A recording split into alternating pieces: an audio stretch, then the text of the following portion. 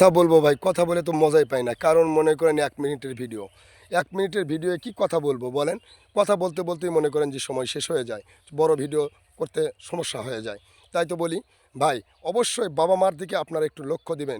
যে মার দুধ খাইয়ে আপনি বড় হয়েছেন, যে বাবার রক্ত চুষে আপনি বড় হয়েছেন, যে বাবা আপনার জন্য একটা ভালো শার্ট কখনোই পরে নাই, ভালো একটা প্যান্ট কখনো পরে নাই, ভালো এক জোড়া জুতা কখনোই পরে নাই। সেই বাবাকে আপনি নিয়ে যাচ্ছেন বৃদ্ধা আশ্রমে, সেই মাকে নিয়ে যাচ্ছেন আপনি বৃদ্ধা আশ্রমে। ভাই কথাটা মনে রাখেন, আপনার কারণে কিন্তু আপনার মা বৃদ্ধাশ্রমে যাচ্ছে, আপনার কারণেই কিন্তু আপনার মা বৃদ্ধাশ্রমে যাচ্ছে। তাই বলতেছি, দয়া করে মা বাবার প্রতি অবশ্যই সচেতন হন। সচেতন না হলে এই পড়ার মেয়েরা আসে, আগাছা আসে বাড়িতে, আমাদের এই বাড়িতে এসে আগাছা বরঞ্চে অন্য বাড়ির গাছ আসে আমাদের সম্পত্তির উপরে লাগে যাচ্ছে।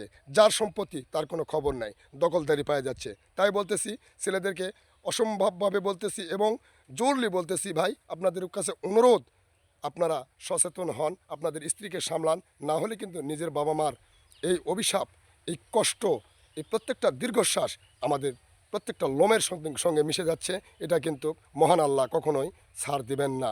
দয়া করে ভাই আপনারা একটু সচেতন হন।